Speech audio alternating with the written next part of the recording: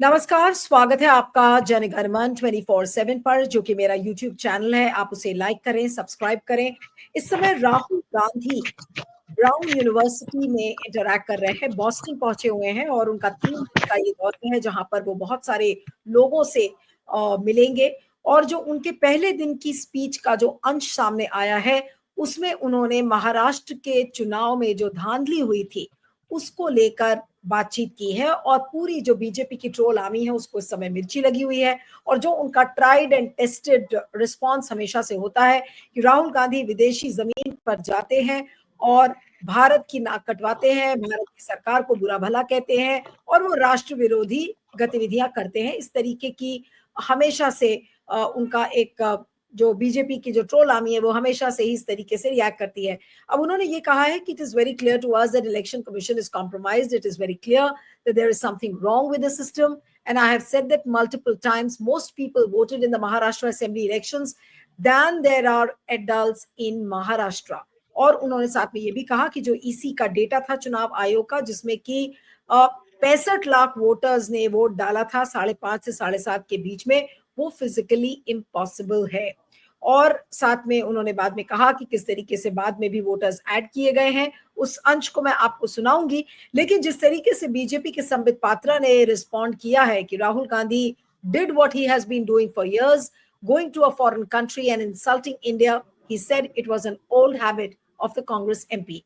I have been watching the media since the morning. There are two important news items. One is Rahul Gandhi's old habit of insulting the country on foreign soil. He has insulted India and the US. This is not a new thing. He's been doing this for a long time. Then what he has added, that Gandhi family thinks by insulting the country on foreign soil, they are on the right side of history, but they are in reality on the wrong side of the line. The person and his mother, Sonia Gandhi, who are out on bail of 50,000, if they feel they can destroy the image of great democracy by going abroad and speaking there, then they are totally on the wrong side. ये संबित पात्रा ने कहा है। लेकिन आइए आपको सुनाते हैं राहुल गांधी ने क्या कहा है। आइए सुनते हैं राहुल गांधी को। Then there are adults in Maharashtra. This is a fact. And the election commission gave us a figure, voting figure for 5:30 in the evening. And between 5:30 in the evening and 7:30 in the evening, when the poll was supposed to have closed, 65 lakh voters voted. Now, that is physically impossible to happen, right? Because for a voter to vote, it takes approximately 3 minutes. And if you do the math, it would mean that there were lines of voters till 2 o'clock at night voting all night, and this didn't happen. So we asked them that, look, evening, you have videography taking place, as if we asked. They not only refused to give us the videography, they changed the law so that now you're not allowed to ask for the videography. So it's very clear to us that the election commission is compromised. It's very clear that there is something very wrong with the system. We've said it. We've said it publicly. I've said it multiple times. I've said it in press conferences. Other leaders have said it.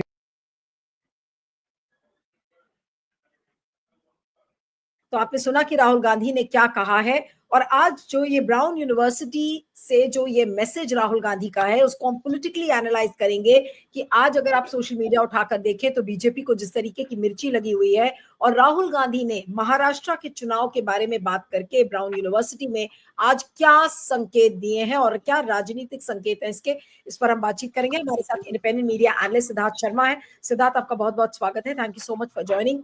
और राहुल गांधी की जो ये Boston visit है और जिस तरीके से उन्होंने ये बात कही about Maharashtra elections being rigged, किस तरीके से चुनाव में धांधली हुई है, आज इसका असर बीजेपी पर क्या पड़ेगा और क्या संकेत आज इंटरनेशनल पटल पर जाकर इस तरीके से बात करके राहुल गांधी ने दिया है? देखिए, जो भी चीजें सार्वजनिक क्षेत्र में होती हैं, उसकी चर्चा सार्वजनिक क्षेत्र में होना स्वाभाविक है, वो कहीं पर भी हो।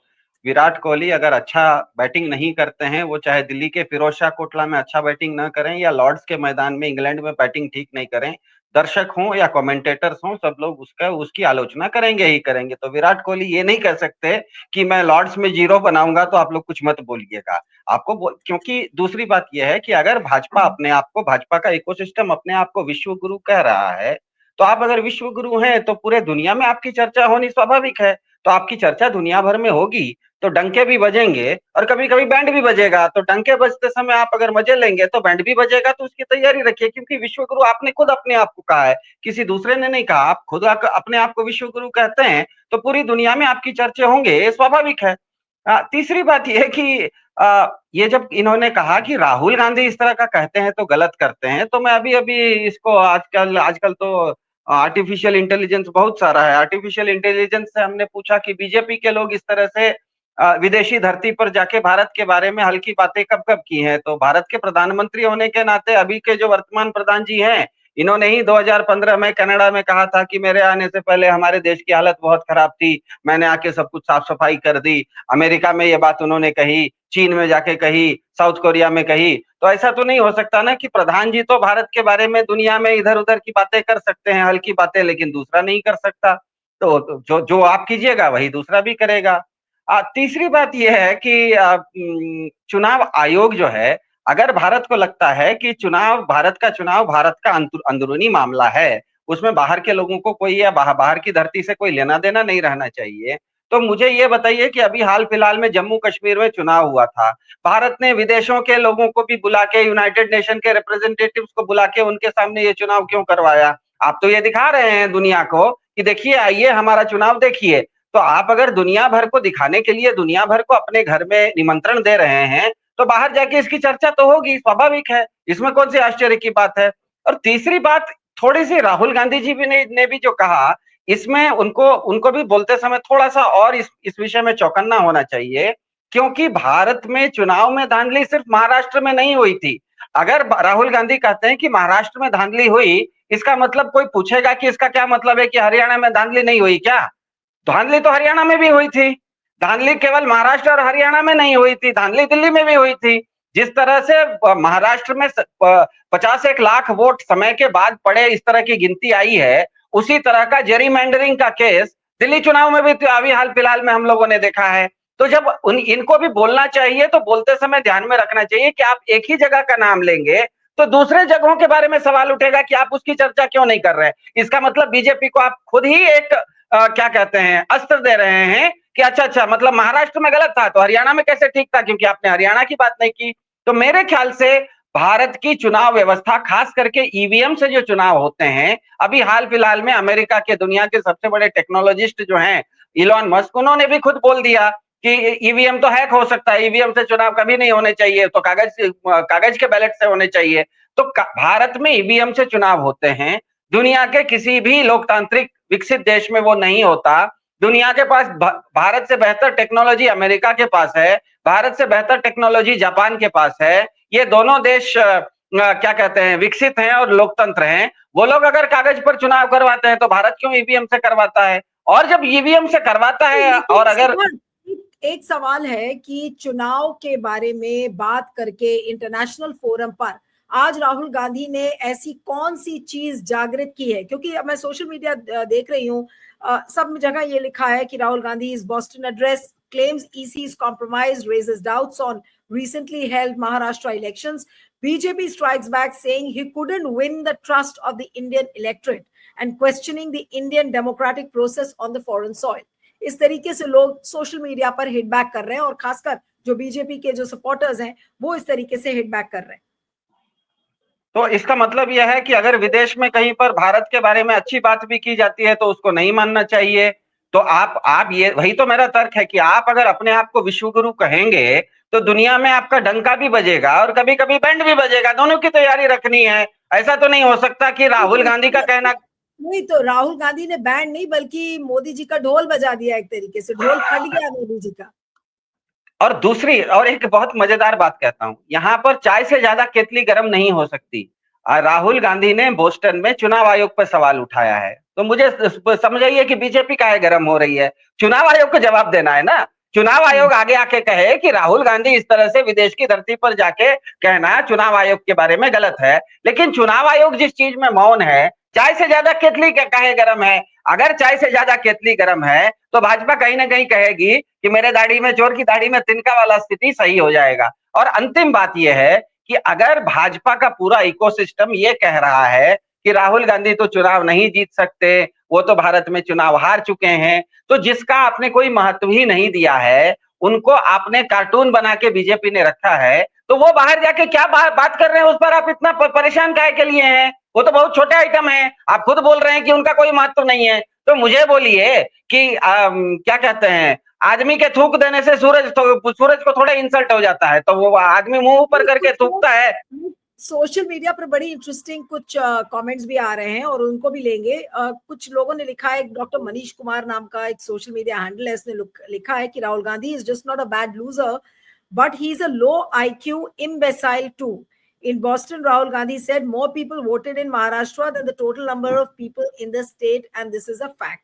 अब इनको लो IQ बताया गया है। तो ये जो इस तरीके के जो सेनाइल कमेंट्स आ रहे हैं राहुल गांधी के खिलाफ, क्या ये दर्शाता है कि मोदी जी की लोकप्रियता इंटरनेशनल लेवल पर भी अब ज्यादा घट गई है और लोग राहुल गांधी को ज्यादा एक्सेप्ट करने लगे हैं? नहीं, ये स्वाभाविक है ना कि अगर राहुल गांधी की आईक्यू बहुत लो है तो बॉस्टन में यूनिवर्सिटी उनको क्यों बुला रही है? भारत के प्रधान जी को क्यों नहीं बुला दी? या जो ट्वीट कर रहा था कि राहुल गांधी की आईक्यू लो है उसको बुला लेता, वो क्यों नहीं बुला रहा? इसका मतलब ही है कि आप जिसके बारे में आईक्यू लो कह रहे हैं, दुनिया उसको आईक्यू लो नहीं कह रही है। इसका मतलब ही है कि आपको कोई ना कोई उस व्यक्ति से खुन्नस है। वो खुन्नस ये है कि वो व्यक्ति और भारत का पूरा विपक्ष का इकोसिस्टम, देखिए भाजपा ना अलग अलग समय पर अलग अलग लोगों को टारगेट करती है। वो किसी समय में वो तेजस्वी यादव को अलग ढंग से टारगेट करती है, कभी वो स्टालिन को टारगेट करती है, कभी वो ममता बनर्जी को टारगेट करती है, कभी केजरीवाल के खांसी को टारगेट करती है। तो अभी उसका सीजन ये है कि वो राहुल गांधी को टारगेट कर रही है।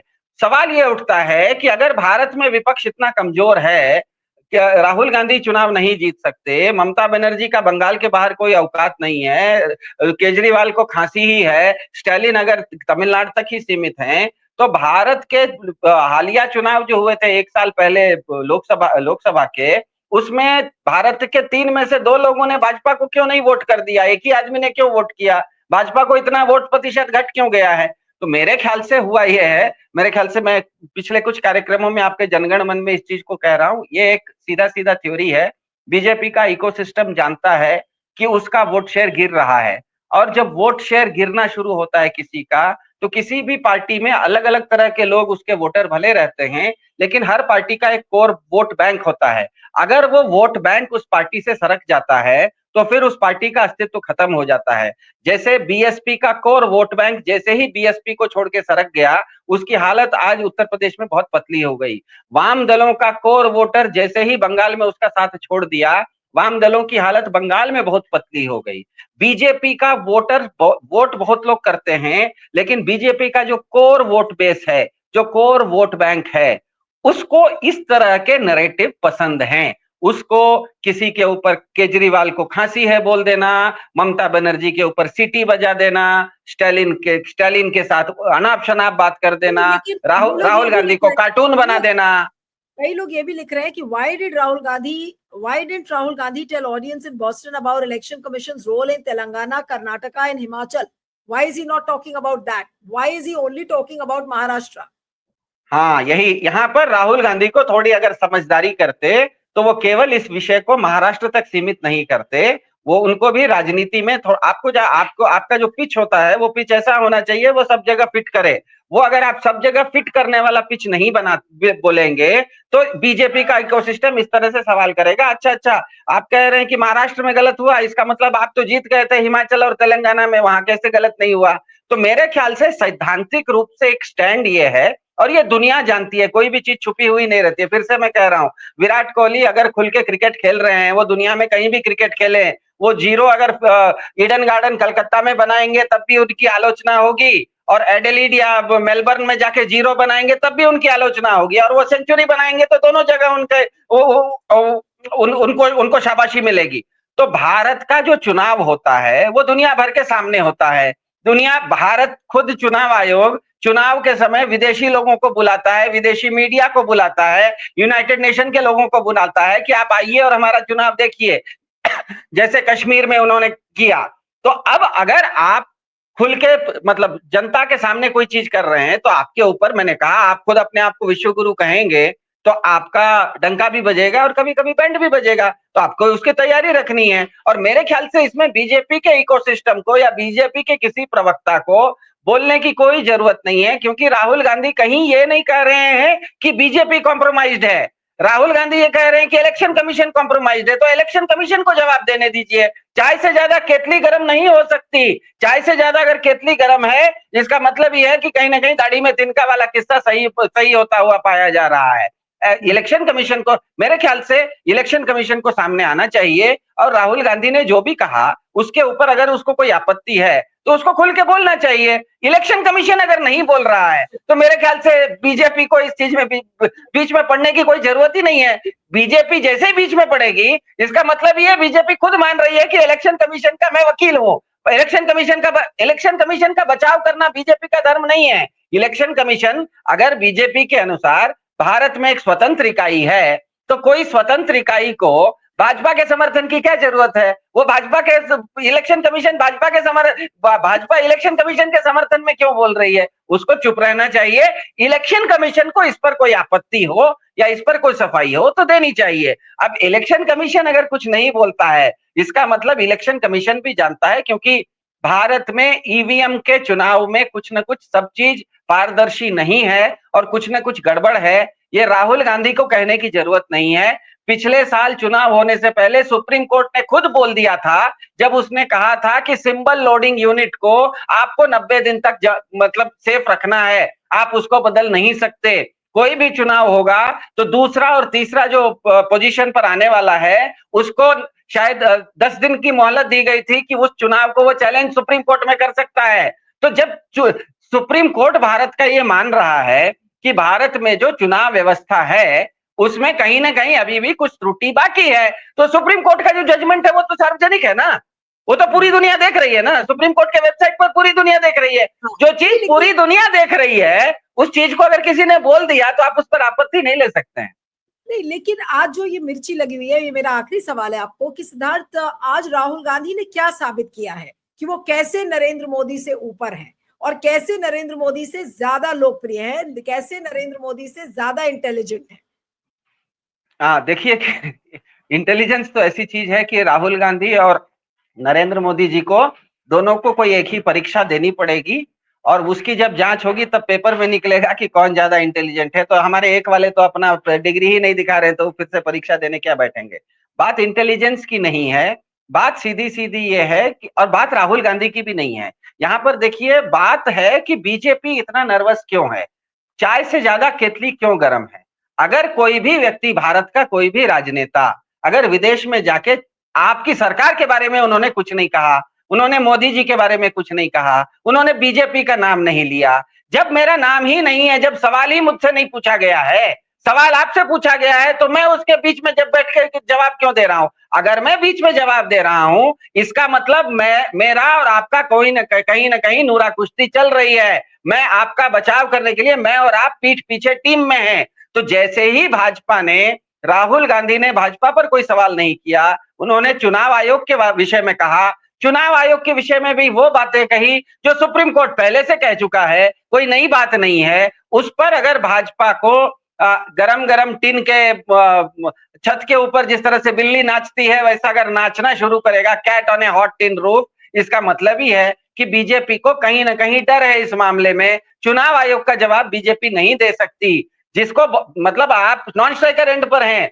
उस तरफ स्ट्राइकर खेल रहा है, तो नॉन स्ट्राइकर बॉलिंग नहीं, बैट्समैन नहीं बन सकता है। यहाँ पर बीजेपी नॉन स्ट्राइकर है, चुनाव आयोग स्ट्राइकर है।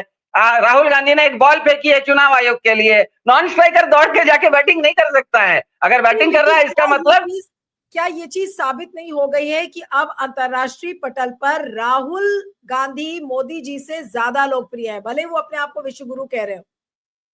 बहुत संक्षेप। देखिए, अंतरराष्ट्रीय स्तर पर तो है या नहीं है पता नहीं, भारत में तो विपक्ष भाजपा, पूरे भाजपा का जो इकोसिस्टम है, भाजपा का इकोसिस्टम में भाजपा के वोटर भी हैं, राष्ट्रीय स्वयंसेवक संघ भी है, मोदी जी भी हैं, बीजेपी की पार्टी की क्या कहते हैं इकाई भी है, उनका गोदी मीडिया भी है, उनके नैरेटिव भी है, सब मिला के सब लोगों ने पूरी ताकत पिछले साल लगा ली 400 पार करने की, और कुल मिला के 240 पर आके रहे।